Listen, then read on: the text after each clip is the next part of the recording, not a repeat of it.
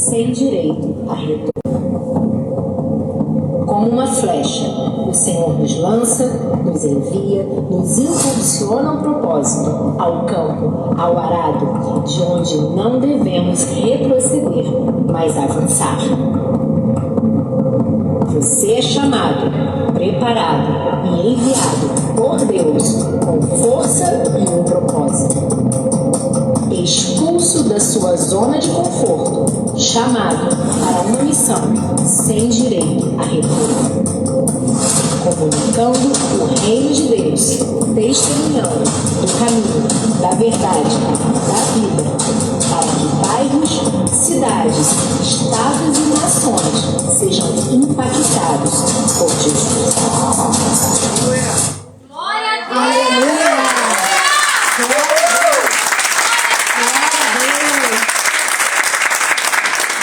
Glorificar o nome do Senhor. Aleluia! Por esse tempo precioso que o Senhor preparou, esses 3 dias, 4 cultos para a glória e honra do nome dele. Amém? E eu quero começar essa conferência partilhando muito brevemente com vocês sobre a primeira palavra de Deus sobre essa obra da Batista Jeruel aqui em Cabo Frio. Pastor Morelli, fundador dessa obra aqui em Cabo Frio, da Igreja de Jeruel em Cabo Frio, cofundador da Batista Jeruel, dessa denominação. Eles estavam pastoreando em São Paulo, pastor Morelli, pastora Josélia. E ele passou por uma cirurgia muito grave e ele começou então a entender que o tempo dele em São Paulo estava terminando. E eles começaram a orar, pedindo a Deus uma direção, para onde eles iriam. E o Senhor então deu um sonho à pastora Josélia. Eu liguei para ela hoje para saber os detalhes desse sonho. Porque nesse sonho tem uma mensagem para a igreja, amém? E nesse sonho estavam os dois caminhando na beira da praia. E a areia era branca e o mar azul. Muito diferente das praias de São Paulo, que a areia é escura. E ela ouvia o Espírito Santo dizer: vai vir um avião. E nesse avião tem uma faixa. E nessa faixa tem uma mensagem para vocês. Nessa faixa tem uma mensagem para vocês, amém? E aí ela viu despontando o avião bem longe, e o coração dela ansioso, e o avião vinha bem devagar. E quando ele se aproximou, uma faixa branca tinha escrito em vermelho: evangelismo. Aleluias. E o Senhor me fez lembrar da primeira logo dessa denominação. Essa aqui é a logo antiga. Foi a primeira logo. Um globo com Mateus 28:19. Ide e fazei discípulos de todas as nações, batizando em nome do Pai, do Filho e do Espírito Santo. E essa não é só uma direção, porque foi sobre essa palavra que essa denominação foi edificada. Mas não é só sobre essa denominação, é sobre a Igreja do Senhor Jesus. Aleluia! Aleluia! Hoje eu vi a sua postagem, pastor. Maravilhosa. Essa é uma palavra de ordem para a Igreja do Senhor. É um comando do Senhor Jesus para nós. E esse tempo, esses 3 dias, certamente será um divisor de águas para essa igreja e para a Igreja do Senhor que se reunirá conosco nesses dias. Amém? Será um tempo, eu creio, de direção, um tempo de despertamento e um tempo de alinhamento com o coração do Senhor. Amém? Você pode ficar de pé, vamos orar, vamos dar início a essa conferência, orando ao Senhor. Pai, nós te rendemos graças por esse tempo. Pai, como teu filho falou naquele vídeo, que nesses dias o Senhor venha revelar o seu coração a nós. Pai, nós estamos ansiosos, Senhor. O nosso coração queima, Deus, por mais de Ti, por direção Tua, Deus, porque é sobre a Tua palavra que nós queremos caminhar, Pai. Espírito Santo, nós te damos total liberdade no nosso meio. Senhor, fale, Senhor, faça, Senhor, se mova como o Senhor quiser. E nós clamamos, Pai, pela Tua presença, Deus, porque sem a Tua presença, onde vamos nós, Pai? Nós entregamos essa conferência ao Senhor. Pai, em nome de Jesus, conduza-nos, Deus, nos detalhes, Pai, para a honra e para a glória do Teu santo nós declaramos aberta, iniciar essa conferência para a honra e para a glória do teu nome. No nome de Jesus. Amém. Glória a Deus. Aleluia. Graça e paz, igreja. Amém. Amém. Glórias ao nome do Senhor Jesus. Vou compartilhar algo rápido com vocês. Um dos aniversários da nossa igreja. Nós recebemos, aliás, o pastor Rafael recebeu uma palavra, inclusive do pastor Marcelo, que estará pregando também, de que o Senhor levantaria pessoas inexperientes, mas disponíveis para ajudar nessa obra e ajudar no reino do Senhor. Eu não sei se vocês se lembram disso, eu não sei se vocês jovens se lembram disso, mas eu tomei posse disso. Inexperientes, inseguros, se sentindo incapazes, mas quem faz é o Senhor. E se você está disponível nessa noite a corresponder o chamado do Senhor, só responda: eis-me aqui. Isso me faz lembrar de Jeremias, quando o Senhor o chamou para ser profeta. Ele disse: eis que eu não sei me expressar como convém e não passo de uma criança. Entretanto o Senhor me orientou: não alegues que és muito jovem. A todos quem eu te enviar irás, e tudo que eu te ordenar falarás. Jamais te sintas atemorizado diante deles, porque eu estou contigo a fim de te proteger, assim diz Yahvé. Então o Senhor estendeu a mão, tocou em minha boca e declarou-me: eis que a partir de agora coloco as minhas palavras na tua boca. Vê, eu hoje concedo autoridade sobre as nações e reinos da terra, para arrancar, despedaçar, destruir, exterminar, mas também para edificar e para plantar. Então é o Senhor quem nos capacita. Só basta você corresponder a esse chamado e dizer: eis-me aqui, Senhor. Reconheça que de você não tem nada para compartilhar. É o Senhor, é aquilo que você recebeu do Senhor. Então nessa noite, se você está disponível, erga as suas mãos e diga ao Senhor: eis-me aqui, Senhor. Envia-me a mim. Eis-me aqui, Senhor. Aleluia, para a honra e glória do teu nome, Jesus. Eis-me aqui, Senhor. Aleluia. Glória, glória, glória a Deus. Aleluia. Eu te amo, meu rei.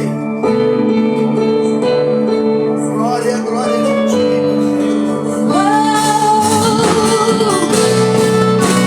Eis-nos aqui, Jesus. Eis-nos aqui, Senhor.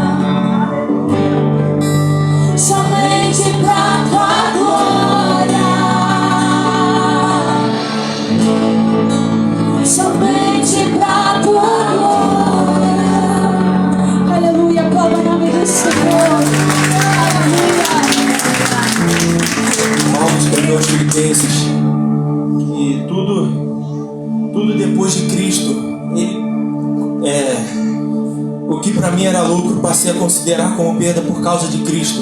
Depois que ele se voltou a Cristo, tudo perdeu valor, tudo perdeu valor. Que possamos olhar para Cristo cada dia mais e esquecer as coisas desse mundo, focar em Cristo.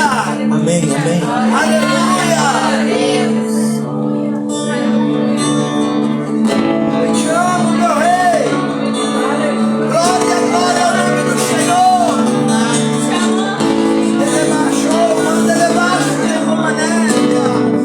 Eu não tenho mais a minha vida como preciosa.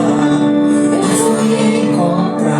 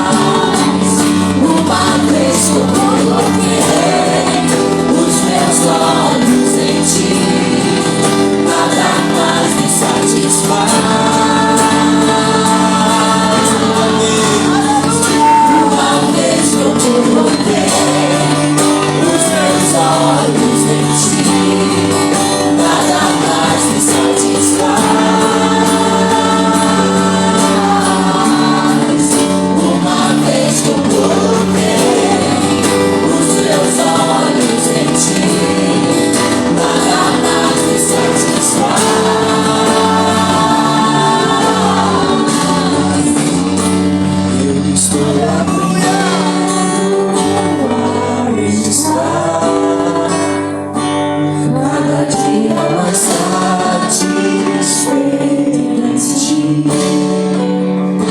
À medida em que te conheço mais,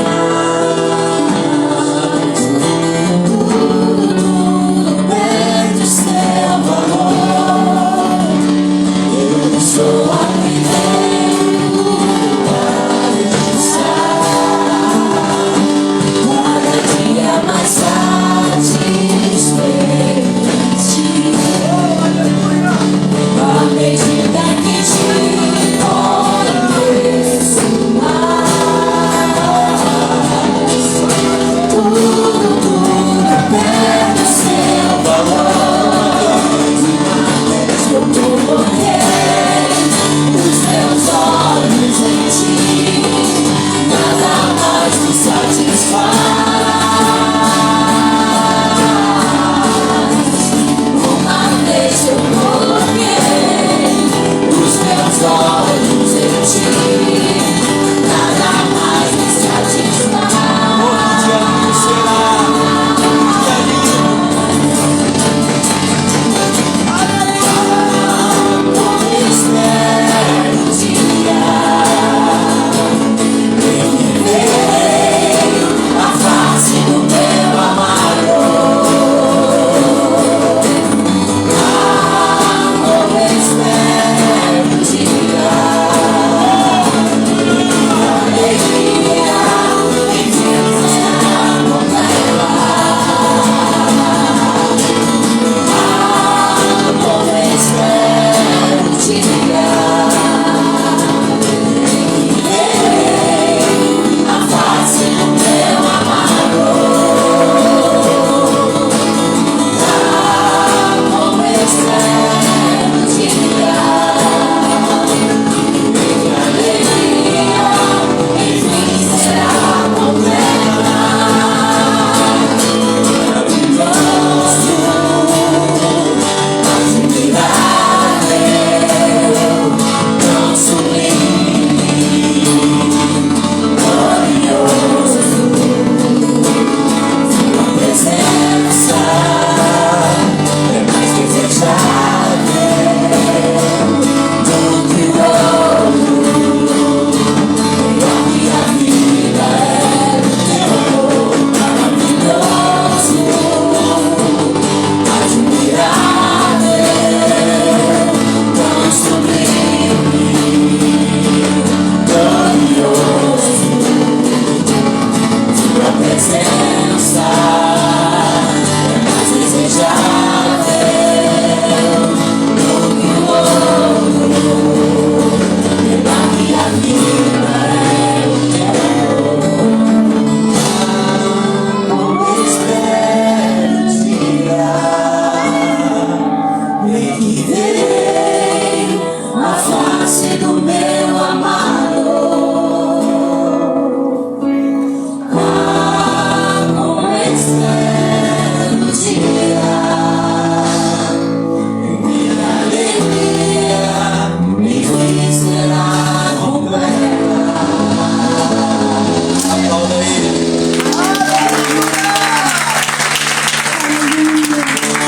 Porque tudo vem dele, por ele, para ele são todas as coisas. Bendito e Tudo que nós somos, tudo que nós temos, vem do Senhor. Oh Jesus, tu és tão grande, Pai, tão grande e poderoso, Deus. Te amamos, Jesus. bendito e glorificado é o nome do nosso Deus. Jesus, eu te amo, meu rei. A profundidade da riqueza, da sabedoria e do conhecimento de Deus.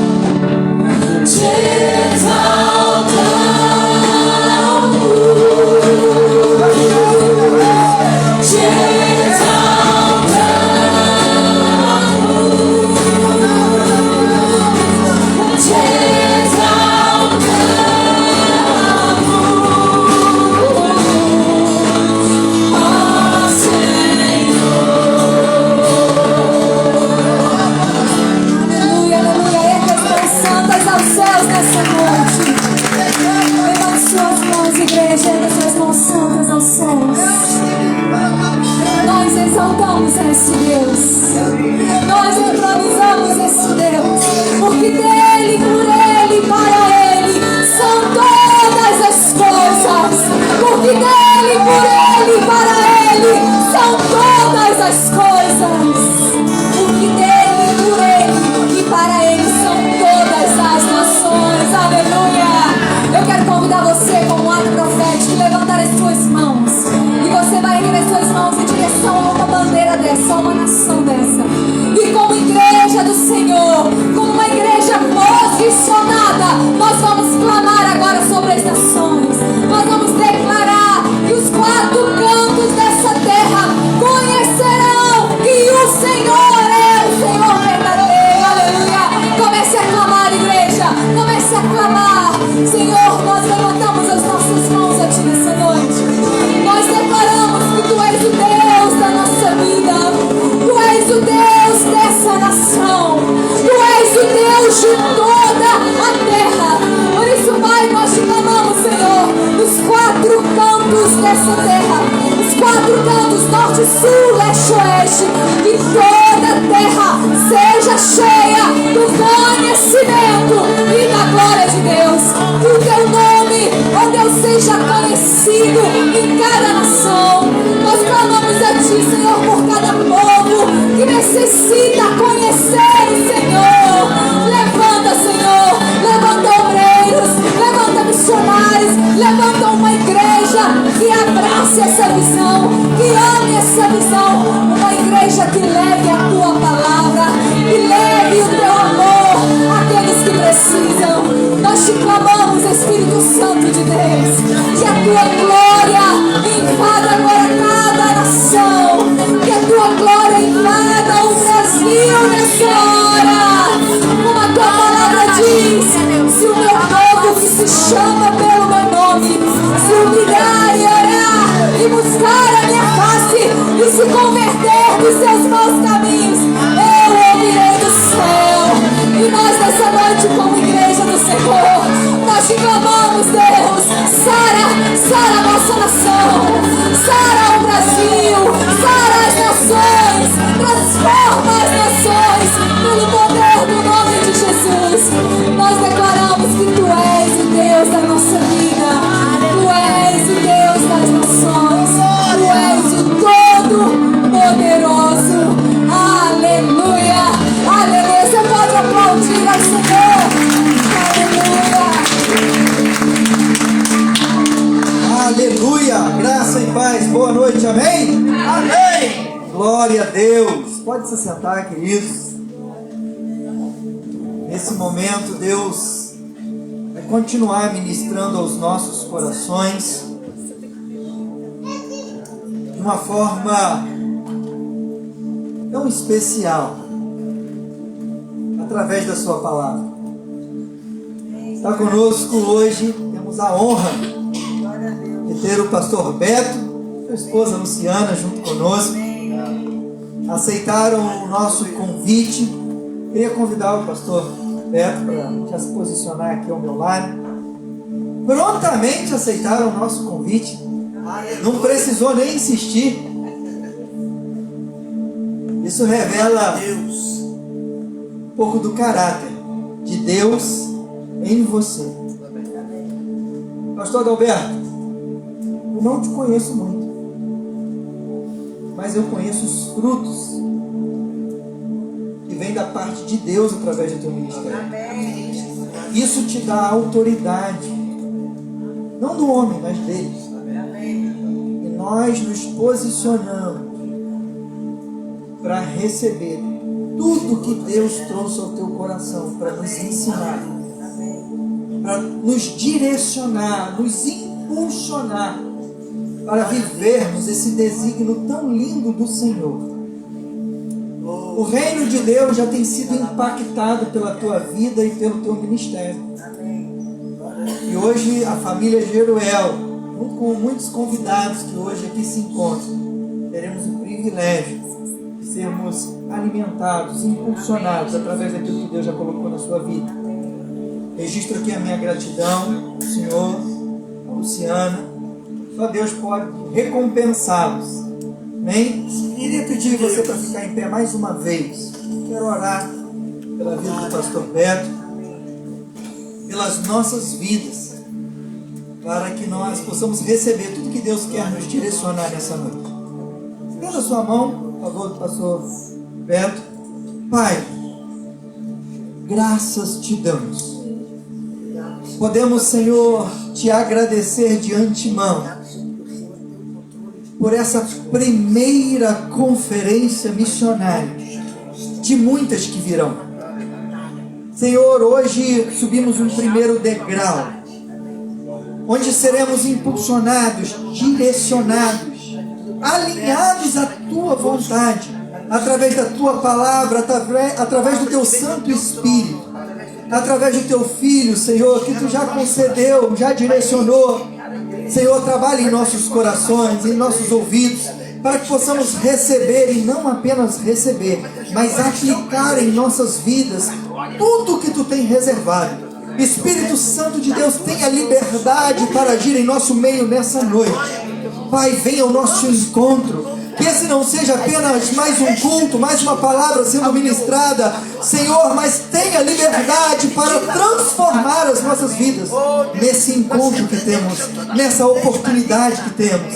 Tenha liberdade e fale conosco pela tua graça e misericórdia. Te agradecemos em nome de Jesus.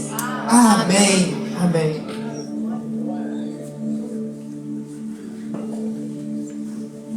Irmãos, graça e paz. Quero agradecer as palavras exageradamente carinhosas, agradecer o convite por estar aqui, a Xana também.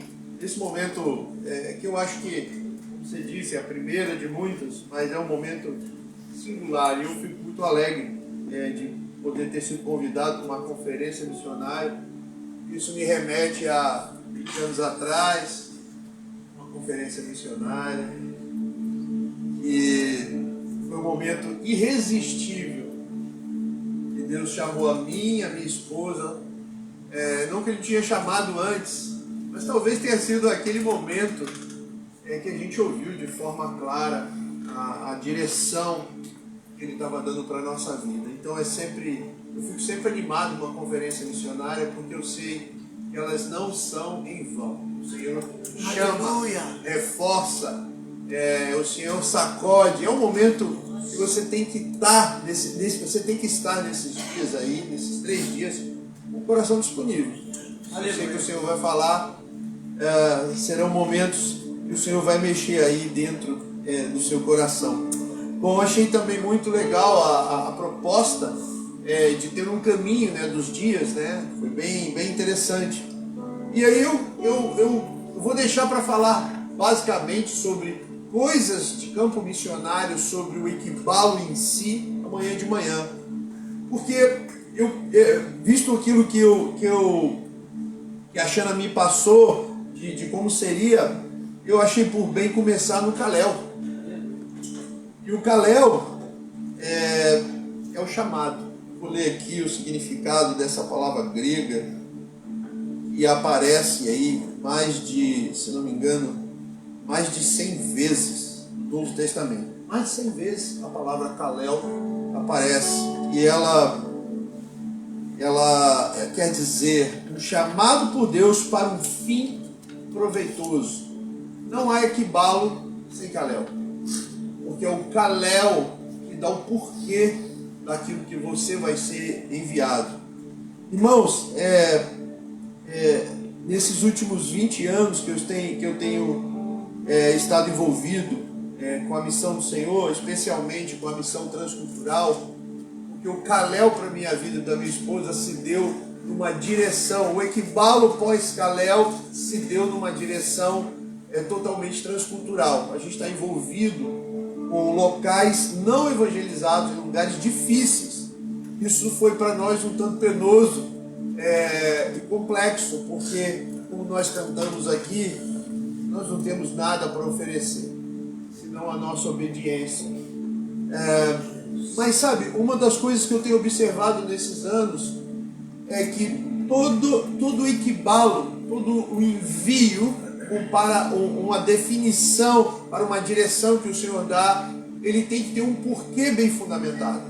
O que eu mais vejo nesses anos são envios com corações sinceros, mas com fundamentos, com chamados que precisam ainda de ser trabalhados. Eu quero começar com isso hoje. Eu achei muito interessante o texto base de Mateus 9, 35 a 38. Eu queria ler com vocês o texto que a Xana me enviou, que seria o texto base desse primeiro dia. Eu queria que a gente lesse junto, e a gente vai começar assim. Depois do texto vamos orar, pedindo ao Senhor para vir sobre o nosso coração e mente e deixar as coisas claras. Vamos ler junto aqui, Mateus 9, 35 a 38. Vamos começar no Calhau e terminar hoje no Equibalo, para amanhã falar especificamente de Equibalo. Mateus 9, 35 diz assim: Jesus ia passando por todas as cidades e povoados, ensinando nas sinagogas, pregando as boas novas do reino e curando todas as enfermidades e doenças. Ao ver as multidões, teve compaixão delas, porque estavam aflitas e desamparadas, como ovelhas sem pastor. Então disse aos seus discípulos: a seara é grande, mas os trabalhadores são poucos. Peçam, pois, ao Senhor da seara que envie trabalhadores para a sua seara. Só até aí.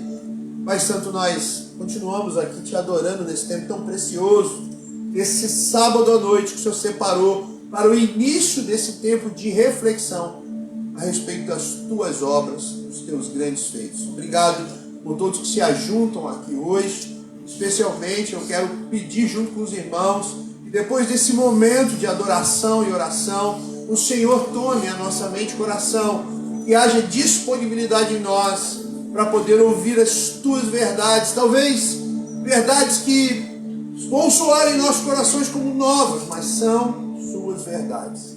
Por isso, Pai, estabelece o seu senhorio sobre mente e corações aqui presentes, para que possamos receber a tua palavra como algo que venha nos dar direção, venha fundamentar as motivações do nosso coração. Pai, usa, apesar de mim, eu te peço que tu me use, me livre da minha arrogância, do meu costume de falar.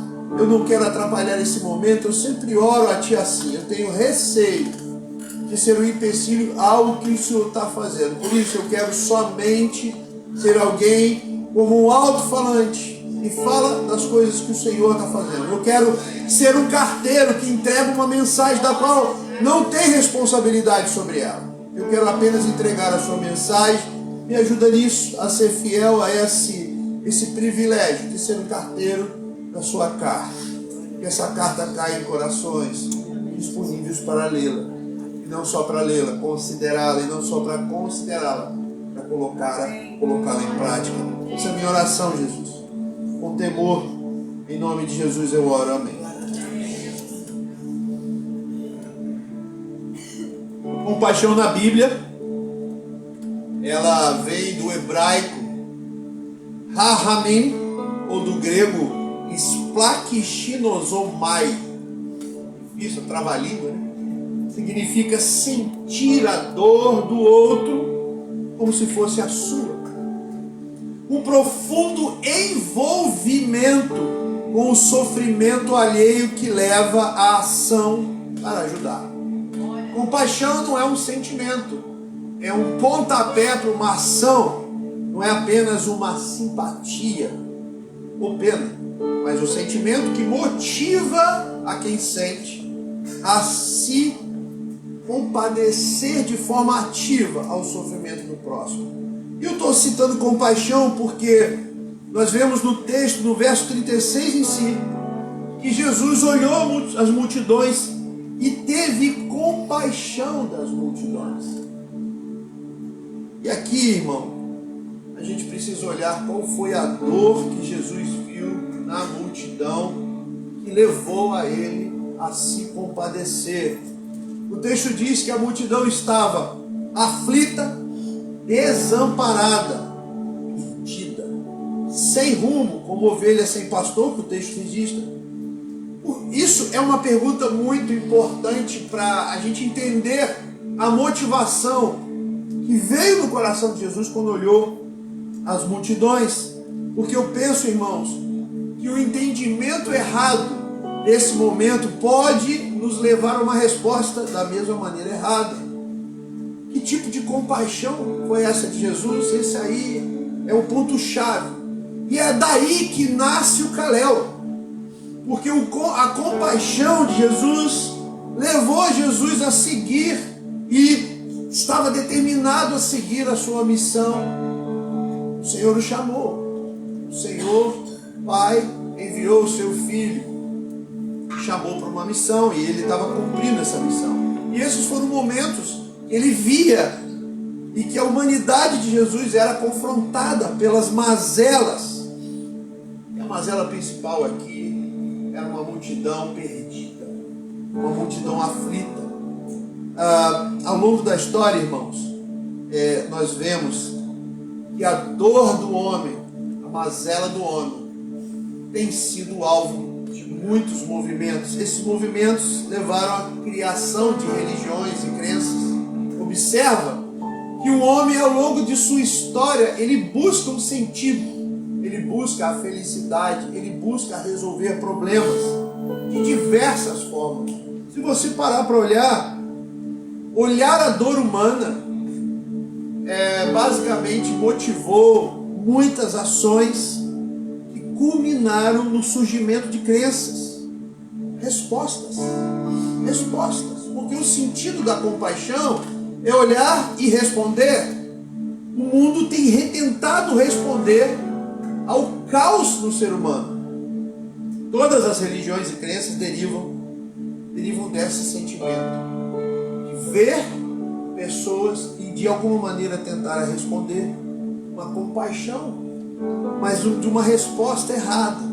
Ao longo da história o homem tem se compadecido, mas não tem percebido que a mazela humana é fruto de um estado profundo de perdição do homem, da sua identidade. O homem não sabe quem é e por isso ele está aflito e perdido.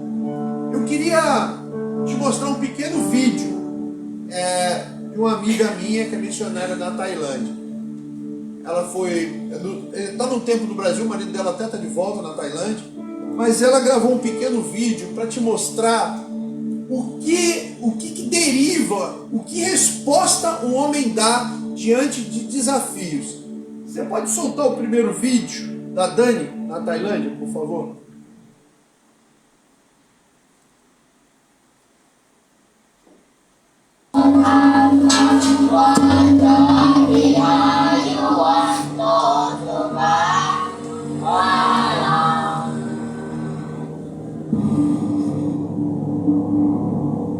Tem um texto nas escrituras que me fascina demais, assim, eu acho uma beleza fantástica, que é o Salmo 96, e a gente conhece muito o anunciar entre as nações a sua glória e dentre todos os povos as suas maravilhas, mas o verso seguinte diz assim: porque os deuses das nações não passam de ídolos, o Senhor, porém, fez os céus. Eu acho que esse verso 4 do Salmo 96, ele é o ícone perfeito para a gente entender o ponto da idolatria. Os deuses das nações não passam de ideias, ídolos. O ser humano constrói ídolos em torno de ideias, porque a fome de Deus é tão grande que ele precisa criar um para si, caso ele não conheça o Deus verdadeiro. E aqui a gente tem na Tailândia isso, nu e cru. A cosmovisão animista que diz que o mundo é um caos e que é dominado por espíritos imprevisíveis de temperamento volátil, cria uma sociedade de medo e escravizada nos sacrifícios, aos altares, aos rituais, para acalmar os espíritos, porque eles precisam de uma ideia que dê suporte para o seu medo, a sua falta de esperança, porque esse mundo é um caos. Nós estamos falando de respostas à mazela humana. Irmãos, todas as religiões e crenças, elas tentam dar uma resposta ao caos na vida do ser humano. Como a Dani falou aí, Salmo 96, verso 5, ele vai deixar claro: todos os deuses das nações são ideias. Ideias. Imagine multidões perdidas, como Jesus viu, aflitas, buscando um sentido para o caos de suas vidas. Uma compaixão que levou a resposta errada. Todos os deuses das nações não passam de ideias humanas, respostas a uma pergunta errada. Resposta errada porque a pergunta foi errada. Não é sobre o que fazer para resolver a mazela humana. A pergunta é correta. É o que levou a humanidade a essa situação. O estado de perdição do homem, ele foi provocado pelo afastamento de Deus. A rebelião do pecado, que distorceu a identidade original do primeiro homem. Essa identidade foi dada por Deus totalmente condicionada ao relacionamento com o próprio Deus, o Criador. O homem foi criado em seu sentido original para depender de Deus e se mover através dessa dependência. Sem Deus, sem se relacionar com Deus, o homem não sabe o que é, ele fica perdido, aflito, buscando respostas, na qual nunca será suficiente, porque a única resposta, o único sentido da vida do homem é se relacionar com Deus. E aí, irmãos, que se cruzam as religiões e respostas humanas. O hinduísmo, o budismo, o islamismo, o espiritismo, o taoísmo, o humanismo, as crenças tribais, todas elas derivam de uma compaixão, mas fazem uma pergunta errada e dão uma resposta errada também. Vou pedir para o rapaz passar um outro vídeo que vai contar, vocês vão entender um pouquinho da história de Buda, que também quis dar uma resposta. Aí uma resposta dada em cima de uma outra religião. Buda, ele era hindu. E ele ficou aflito com a prisão do hinduísmo numa roda de encarnação. E ele se viu iluminado. Vocês vão entender um pouquinho. Eu estou construindo aqui a ideia da motivação, do chamado correto, para a gente chegar no Equibalo. Pode botar um outro vídeo. Eu mesmo que gravei esse. Esse aqui é um templo budista em Chiang Rai. E o que a gente percebe nos templos é que por dentro eles sempre são decorados de maneira artística, muito bonita, com a história de como Siddhartha Gautama, o Buda, foi iluminado.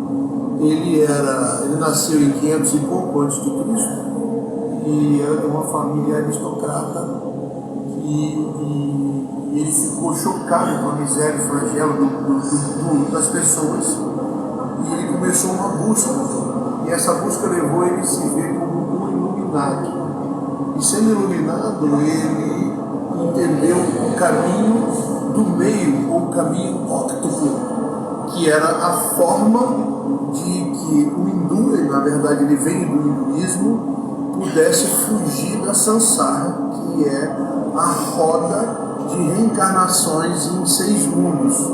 Então, o Buda, ele se viu e é chamado de iluminado porque dentro do hinduísmo não há como fugir da roda de encarnação, mas ele foi iluminado por esse caminho óctuplo,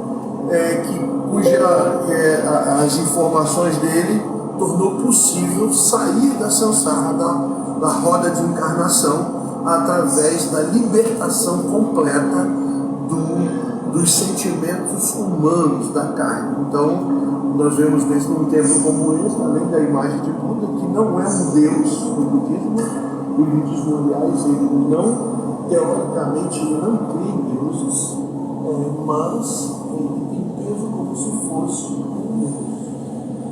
Outra característica do budismo é a riqueza da arte, então tudo é muito artístico. Os monges são os sacerdotes que levam a ensinar esse caminho óptico que Buda encontrou ali, são as cadeiras dos monges, e eles não podem trabalhar e devem ser sustentados pelos seguidores. No budismo tem 3 joias, que é Buda, os seguidores e o caminho óptico. Isso. Falando um pouquinho mais de respostas erradas, a partir de uma compaixão, Buda, ele se compadeceu com a mazela da humanidade da época dele. Ele era hindu. O hinduísmo são 6 mundos de reencarnação, de um processo complexo para ser livre até atingir o nirvana. E ele viu que o homem sofria demais, ele quis buscar uma resposta, então ele cria ali uma ideia nova, que é um jeito de fugir da samsara. Por que eu estou dizendo isso, irmãos? Nós estamos no ano de 2025. Teoricamente, no ano de 2033, nós iremos completar 2000 anos que Jesus nos deu a grande comissão, a sua última ordem.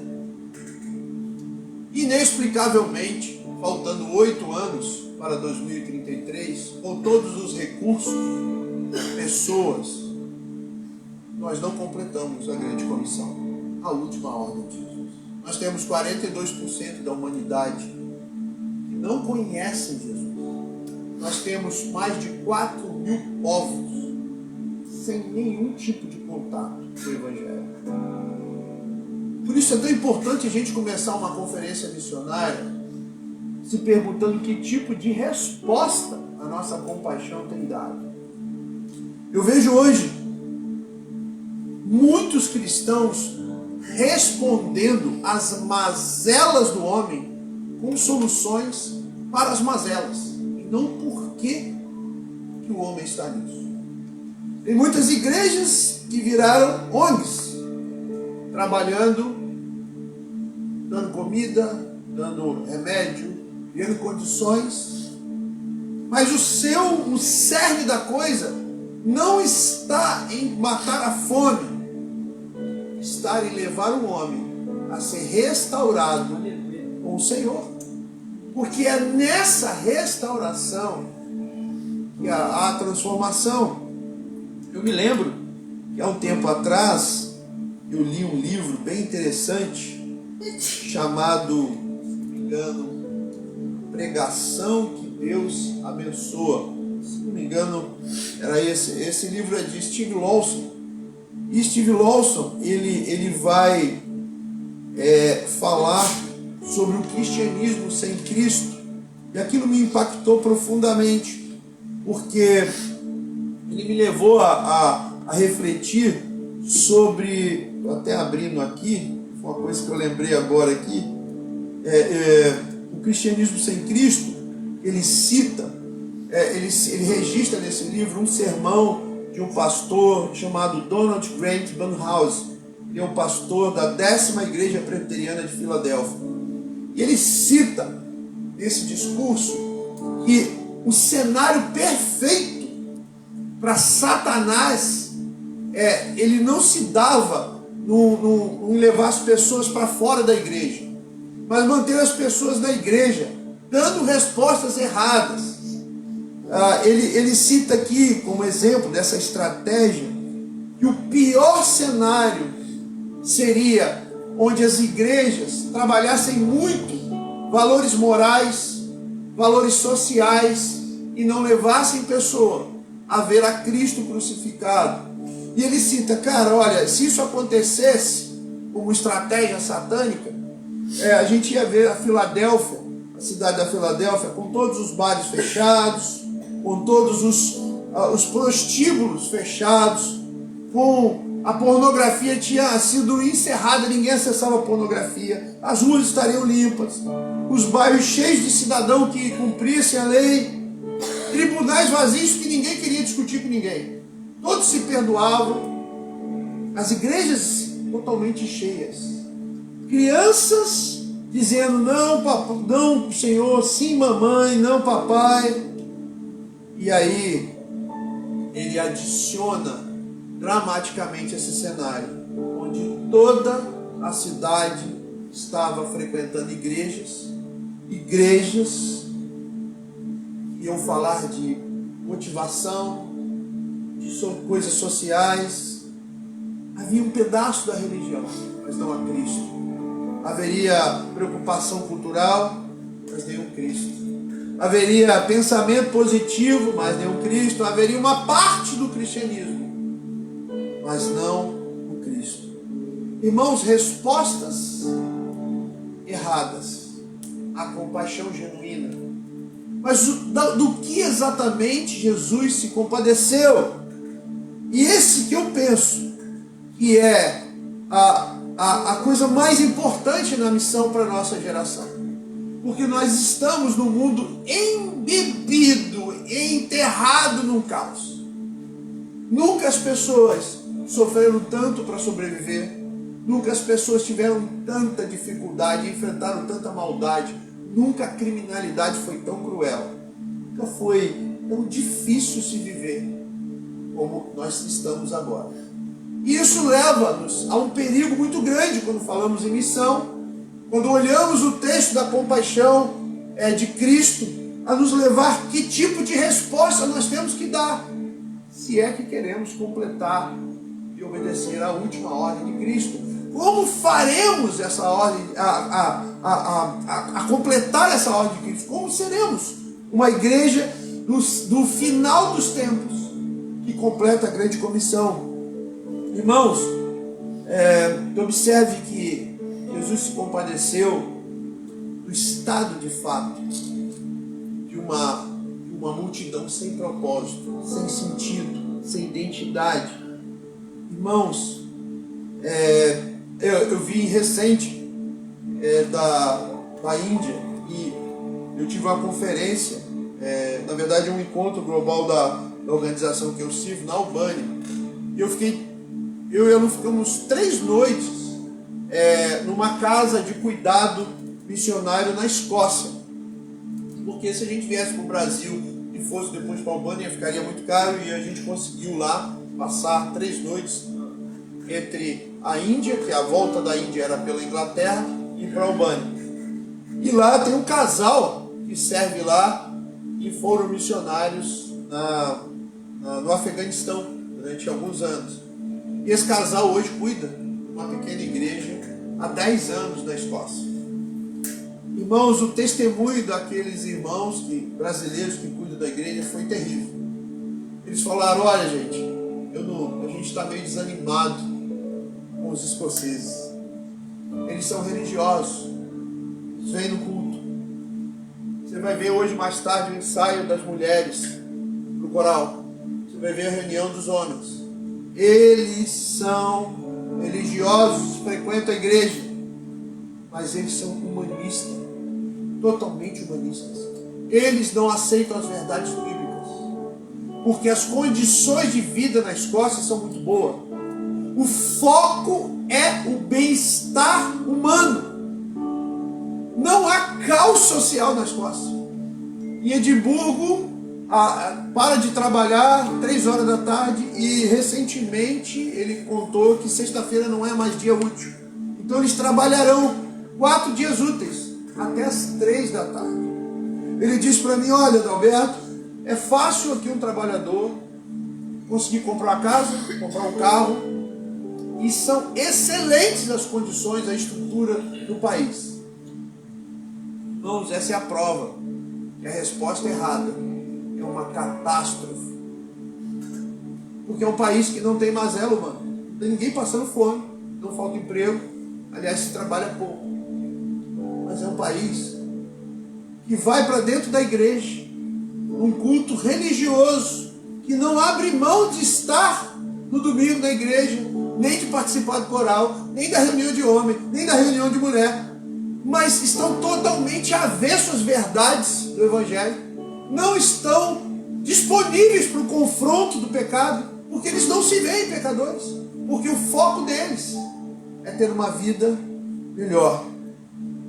Irmãos, se a gente voltar no começo de tudo, eu quero fazer uma breve reflexão do começo de tudo.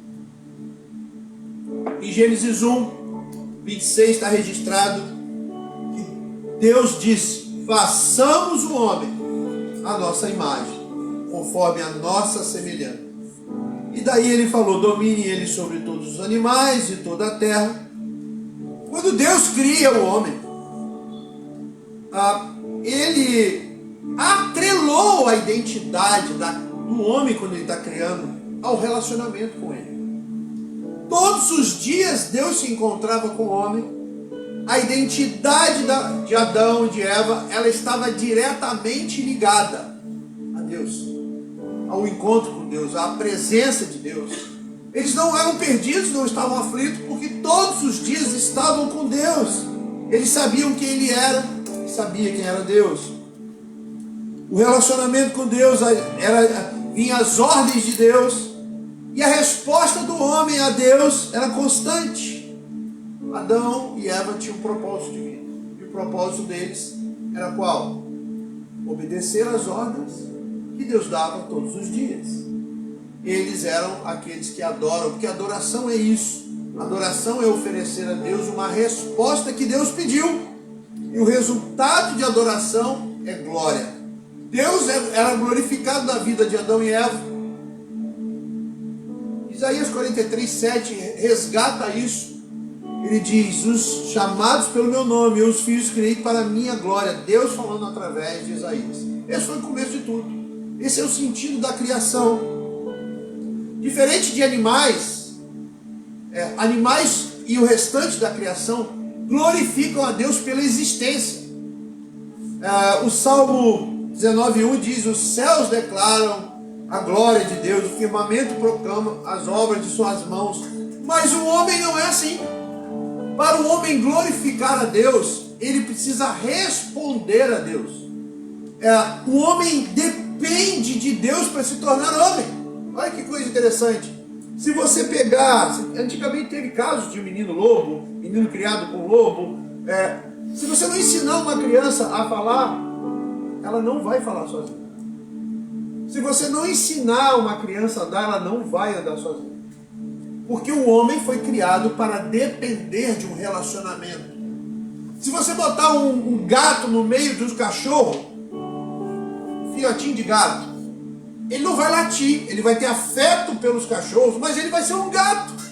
Porque naturalmente no DNA do animal, ele já nasce com instinto para ser quem Deus disse que ele é. O homem não. Percebe isso? Nós somos o único, por isso ele diz: façamos o homem a nossa imagem e semelhança. A semelhança de Deus fomos feitos para com ele nos tornarmos adoradores. O relacionamento é o motivo pelo qual nós nos tornamos quem Deus quer, quem disse que nós seremos. E o problema é que o pecado quebrou isso.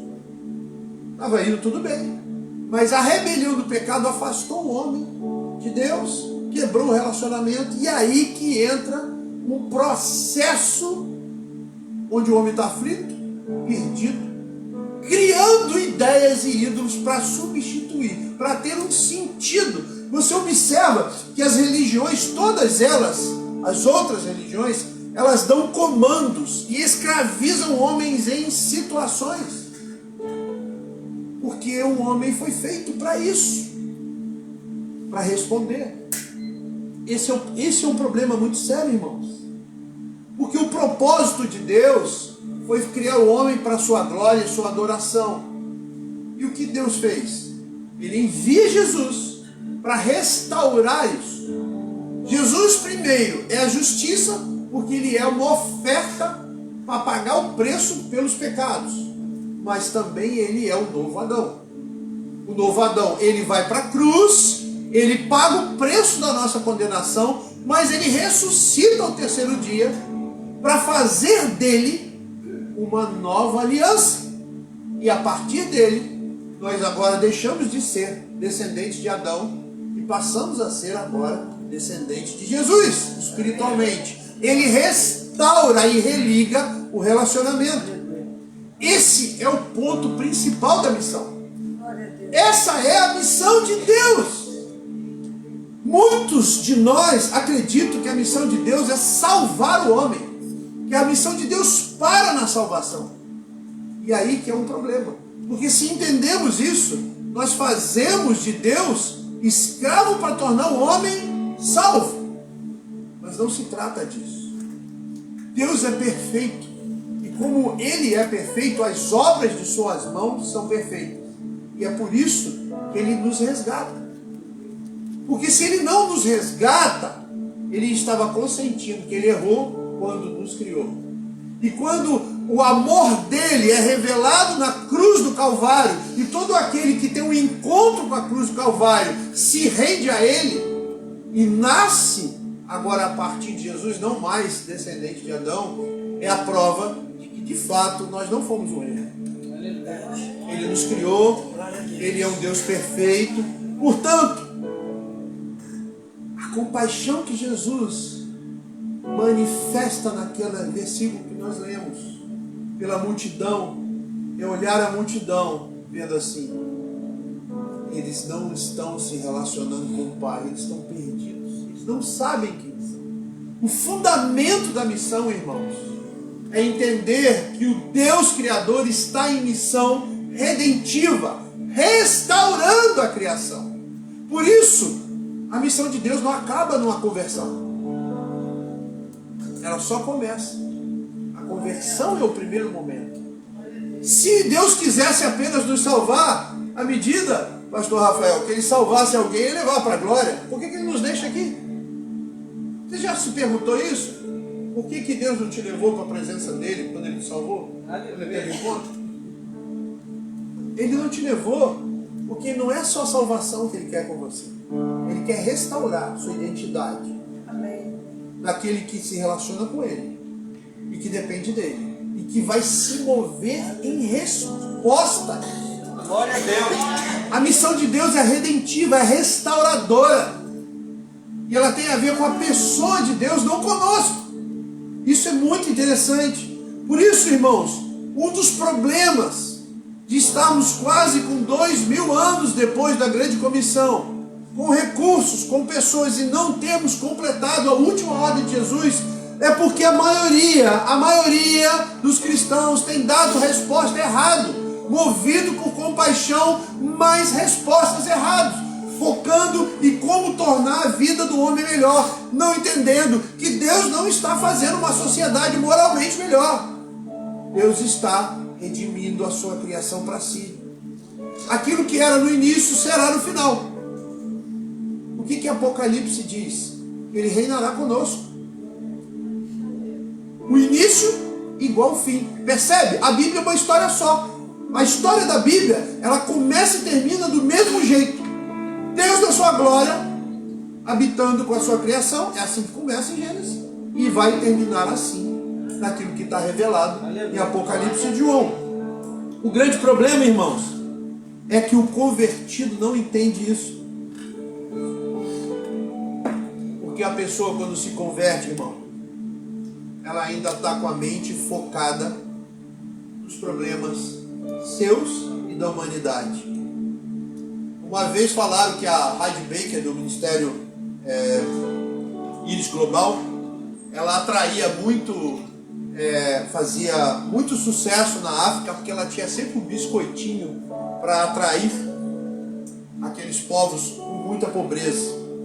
Mas na verdade todos nós fomos atraídos, ou quase todos nós, por um biscoitinho. O problema é que nós não podemos parar no biscoitinho.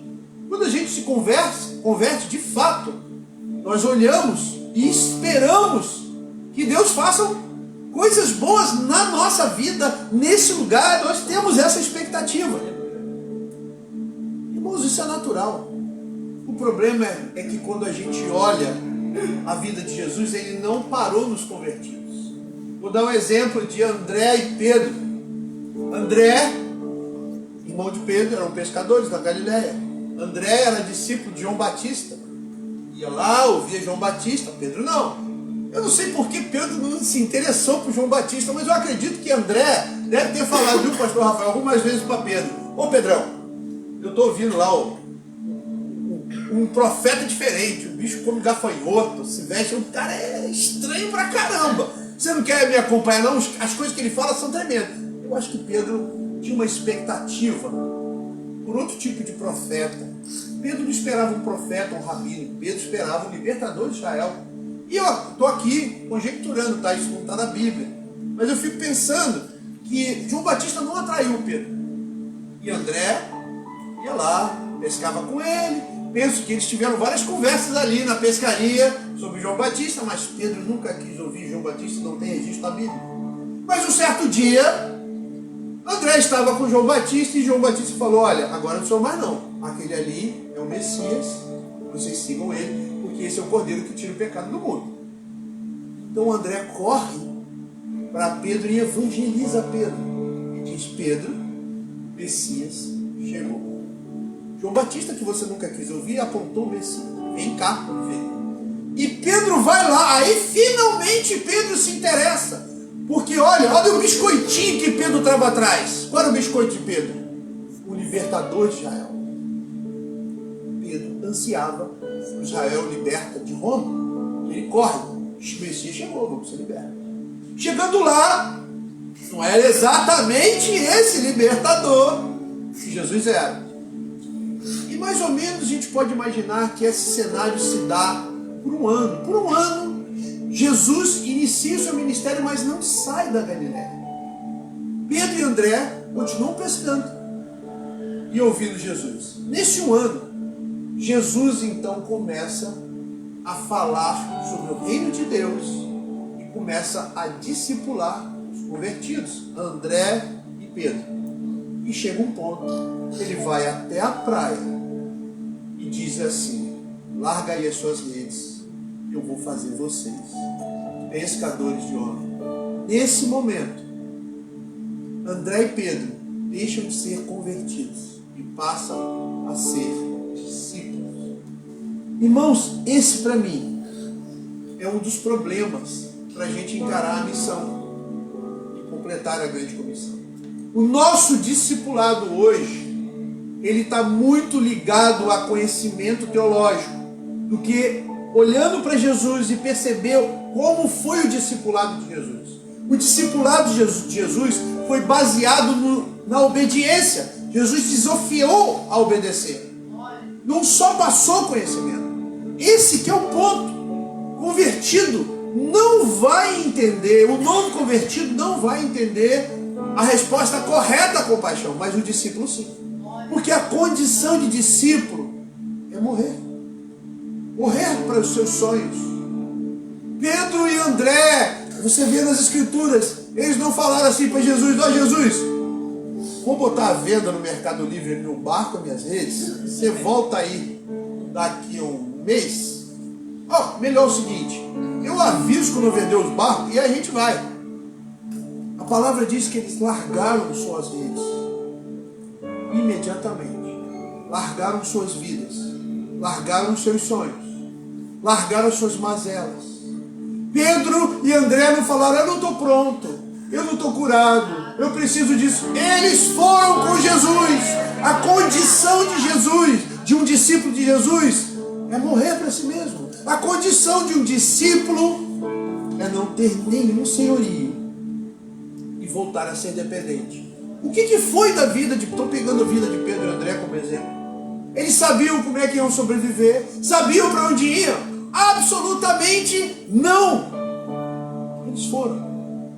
E aí Jesus começa a ensiná-los, como disse em João 5,19. Eu lhes digo verdadeiramente que o filho não pode fazer nada de si mesmo.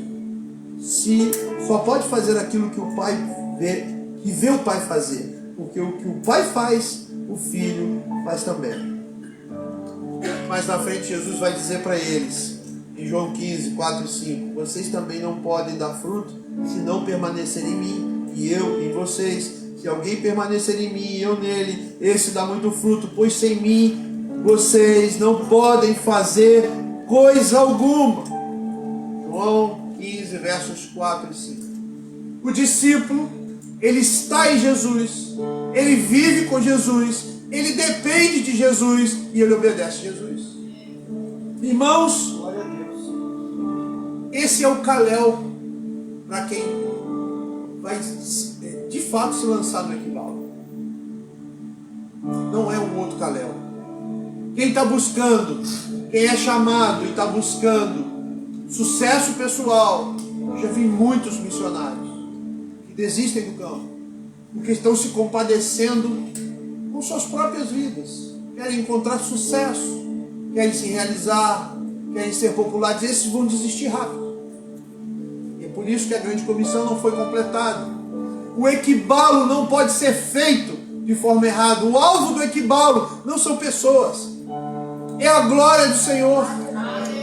Porque nesse caminho as coisas não vão ser boas, humanamente falando, não vão ser propícias. É uma vida que vai depender totalmente de obedecer Jesus, as palavras dele, confiar nele cegamente. Missão é para discípulo, missão é para quem morreu, missão é para quem encontrou uma satisfação suficiente em Jesus. Glória a Deus. E o perigo, irmãos, o perigo é que a maioria do nosso meio cristão não é de discípulos. E o perigo é que a gente pode passar 40 anos dentro de uma igreja, conhecer as Escrituras e ainda assim não conhecer o autor delas de forma que ele seja glorioso e satisfatório para o nosso coração. O grande problema é que enquanto Jesus não for a nossa satisfação, nós não toparemos largar as nossas redes e tentaremos encaixar Jesus no nosso negócio de pescaria, no nosso negócio de casa, no nosso casamento, no nosso relacionamento, ou sei lá o que é. Jesus precisa ser o alvo da nossa satisfação. Irmãos, sem isso não há missão. Sem isso é aventura de curto prazo. Sem isso é frustração. O foco não é a mazela do homem, é a glória de Deus. Entender isso é o que sustenta a missão. Entender isso é a vida de um discípulo. Não há outra prioridade para o discípulo senão seguir o mestre. A última ordem de Jesus, qual foi, irmãos? A última ordem, a Bíblia registra antes dele ser assunto aos céus. Mateus 28, 19, Marcos 16, 15, Atos 1, 8. Você tem aí a grande comissão descrita. A menos o Evangelho de João, que foi escrito 40 anos depois, ele tem um outro jeito da grande comissão. Mas basicamente, vamos pegar o texto de Mateus 28, 19. Eu gosto de ler o 19 e 20, porque retrata bastante o nosso propósito. Nós somos discípulos para cumprir essa ordem. Então Jesus aproximou-se deles e disse: foi-me dada toda a autoridade no céu e na terra. Portanto, vão e façam discípulos de todas as nações, batizando-os em nome do Pai, do Filho e do Espírito Santo. O verso 20 para mim é muito importante. Ensinando-os a obedecer a tudo o que eu lhes ordenei. E eu estarei sempre com vocês até o fim dos tempos. Ensinando a obedecer. Nós precisamos ser discípulos e fazer discípulos de Jesus, que obedecem e dependem dele, que não questionam, que não escolhem, porque Jesus, essa foi a última ordem: ensine-os a obedecer tudo. Outro dia eu comecei a listar todas as ordens de Jesus e eu fiquei um pouco assustado, porque ele mandou ensinar a obedecer tudo o que ele ordenou. Meus irmãos, um discípulo se compadece de todo o povo que não adora Jesus. O problema é que não há adoração, não há resposta. Esse é o motivo da compaixão de Jesus. Foi isso que tomou o coração de Jesus. Jesus se compadeceu. Ali não há adoração. A multidão adorava muitas coisas que deixavam elas aflitas e perdidas, porque a única adoração que satisfaz é quando você adora ao Senhor. Eles estão perdidos atrás de ideias, para ocupar aquilo que só Jesus pode. Por isso a missão é o que Deus está fazendo. E missões o que a igreja faz. Sob esse propósito que é a missão de Deus. E a missão de Deus é restaurar a criação. Nós precisamos entender isso e estar dispostos a obedecer. John Piper vai dizer no seu livro Alegre-se os Povos: missões existem porque não há adoração. Ela acontece de onde há adoração para onde não há adoração. Onde há adoração para onde não há adoração. É assim que missões acontecem. Mas missões têm data para acabar. Adoração não. Quando Jesus voltar, missões acabarão. Mas aí se iniciará um tempo onde a adoração não terá. Aleluia. O cerne da compaixão de Jesus é ver os povos o adorando em espírito e em verdade. É isso que sustenta a missão. Não são as mazelas humanas. O foco de Jesus não é fazer o mundo melhor, embora isso irá melhorar à medida que povos o adorem, porque as respostas a Jesus é que transformam o mundo. Não somos nós que transformamos o mundo, mas as nossas respostas a Jesus que vai transformar a nossa vida a partir do lugar de satisfação. Irmãos, nesse primeiro dia da conferência, a gente precisa restaurar esse entendimento, porque senão as motivações do nosso coração serão erradas. A missão de Deus, ela será cumprida se eu ou você participarmos ou não, porque Ele garantiu esse cumprimento.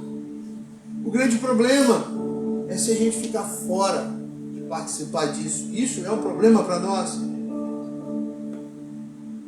E sem participar disso, a gente está perdido, sem identidade.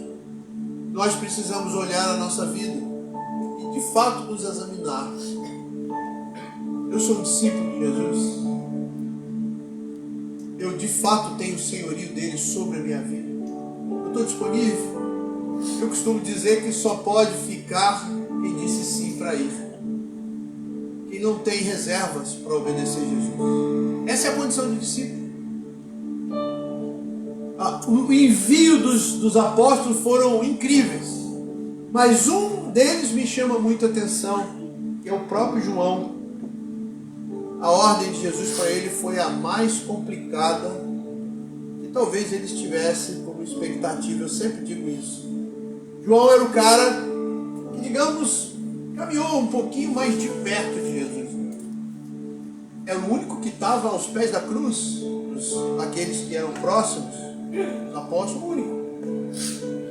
E Jesus virou para ele e falou: olha, João, a missão que eu vou te dar é cuidar da minha velha. Cuida da minha mãe. Eu brinco, né? Se eu fosse João, eu falava: ô Jesus, fala isso pro Natanael, ele não vai escrever nada na Bíblia. Né? Fala tudo, né? Mas para mim, eu não sou um cara que você amava, eu não deitava no seu peito, eu não era próximo. Eu não sou um cara para fazer as grandes coisas e liderar as grandes coisas aqui. Mas Jesus vira para ele: cuida da minha mãe. A primeira missão Jesus deu para João foi cuidar da velhinha de Jesus. E João só começou o seu ministério evangelístico depois que Maria morreu. Desafiador, né? Porque a obediência daquele que Jesus amava era incondicional. Ele queria adorar a Jesus, mesmo que fosse a tarefa que poderia ter sido confiada a um outro que não caminhou tão perto de Jesus. mas não houve questionamento de João. Durante o louvor foi citado Jeremias, o profeta que às vezes a gente chama de chorão, e eu não gosto desse nome a ele, porque a ordem de Deus para Jeremias foi muito difícil. Jeremias, eu vou te levantar profeta, ninguém vai te escutar, você vai profetizar juízo, ninguém vai te escutar, vão te prender, você não vai ser aceito, ainda vão te chamar de traidor. Jeremias, eu estou te chamando para um ministério profético fracassado. Você topa? Essa foi a proposta de Deus para Jeremias. E ele adorou o Senhor porque topou. Irmãos, a missão está diretamente ligada à nossa capacidade de obedecer sem reservas. Sem isso, nós não seremos aqueles que completarão a grande comissão. Por isso, missão não tem a ver com lugar, tem a ver com obediência e disponibilidade. E às vezes ele pode nos mandar para o outro lado do mundo, mas pode nos mandar também para o outro lado da rua. A gente tem que estar disponível tanto para uma coisa quanto para outra.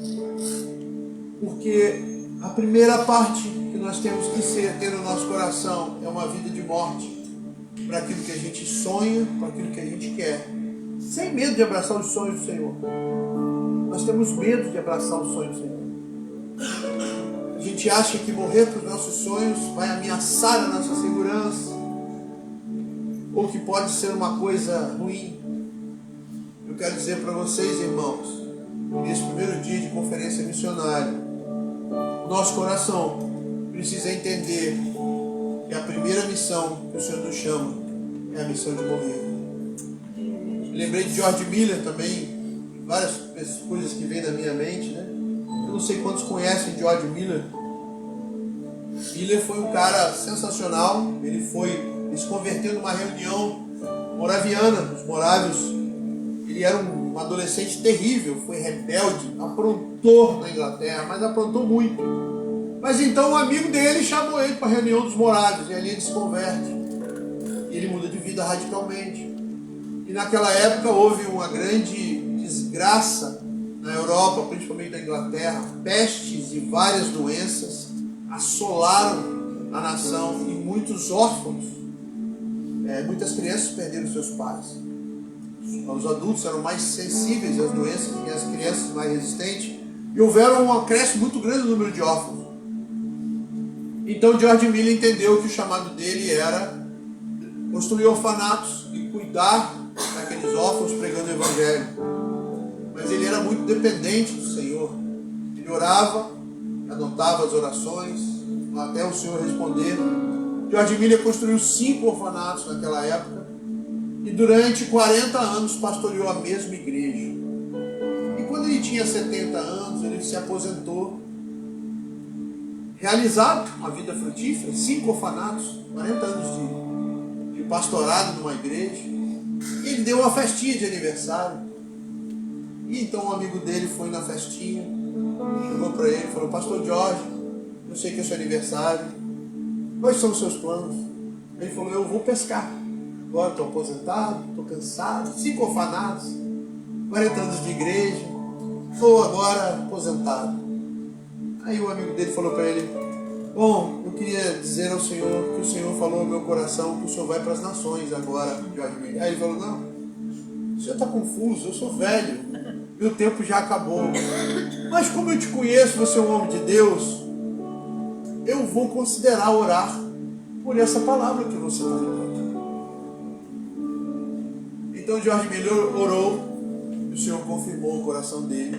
E nos próximos anos, depois de 70 anos, George Miller pregou para mais de 3 milhões de pessoas em vários países. E quando ele estava aí, sabe, bem velhinho, amigo complicador, o cara ia pescar, gente. Quando ele estava bem velhinho, numa entrevista, final de vida, a repórter perguntou para ele: Pastor Jorge, qual o segredo de uma vida tão incrível com o Senhor, que depois dos 70 pregou para 3 milhões de pessoas? Qual o segredo de George Miller? ele humildemente falou: o segredo é que George Miller morreu quando teve um encontro com a glória do Senhor. Eu não vivi depois daquele dia. Cristo viveu através de mim. Eu não tenho segredo. Morrer, irmãos, só vai abraçar a última ordem de Jesus quem de fato for discípulo. Quem de fato responder conforme a resposta de Jesus.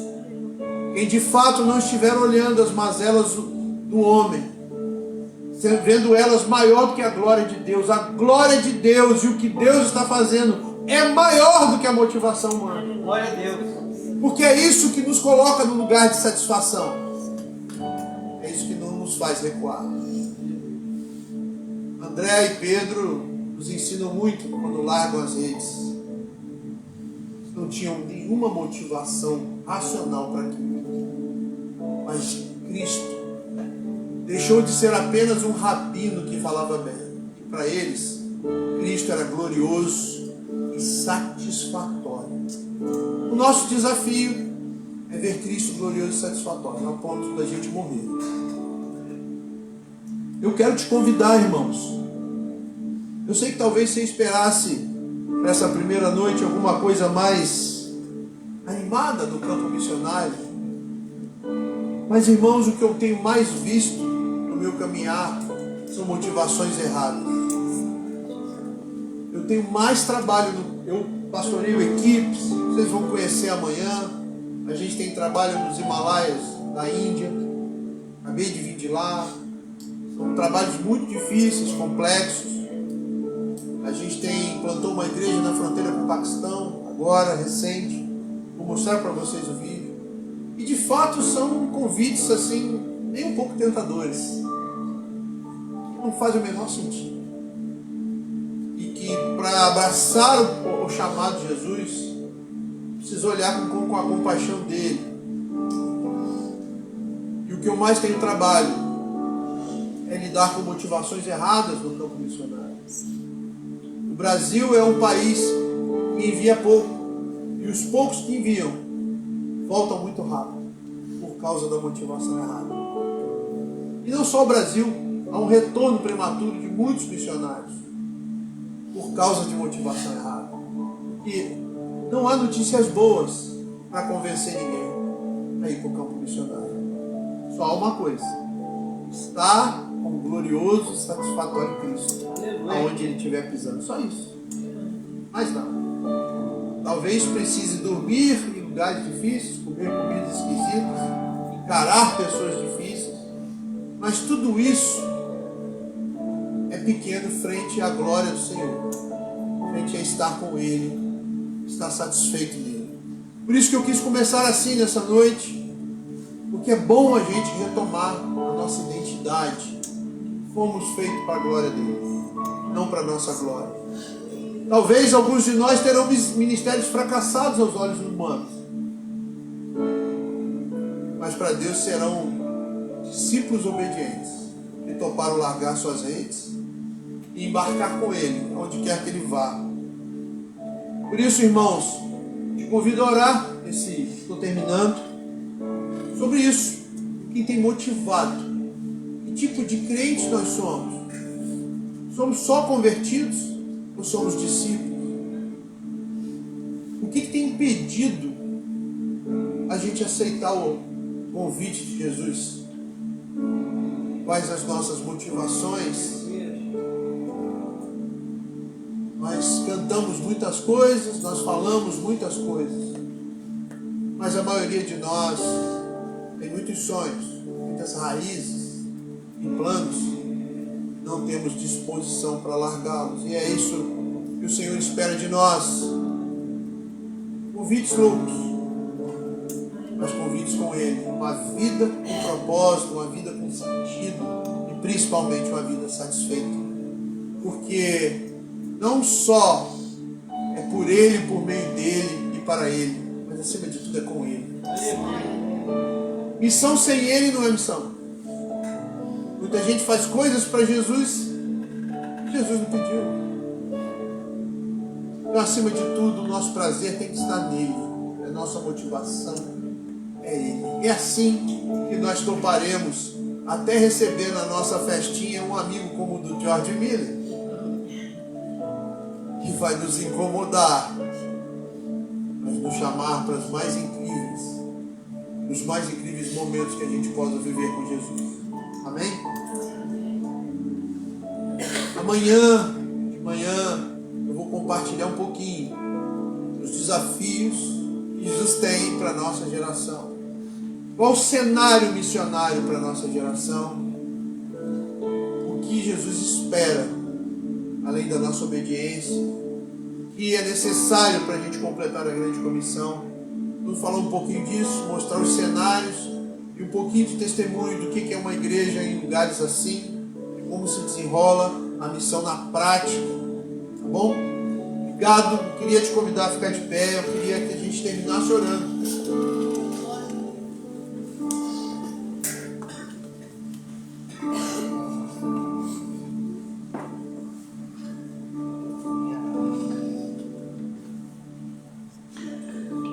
Senhor, toda a minha oração agora é para que o Senhor sonde os nossos corações.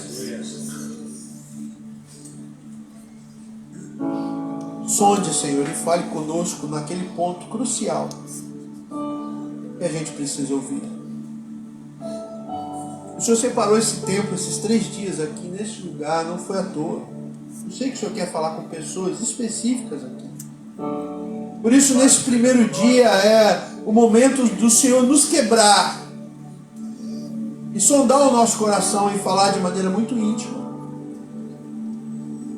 Talvez o Senhor está revelando para alguém, alguns, que não são discípulos, porque não estão disponíveis para fazer o que o Senhor quer. Talvez o Senhor esteja fazendo isso.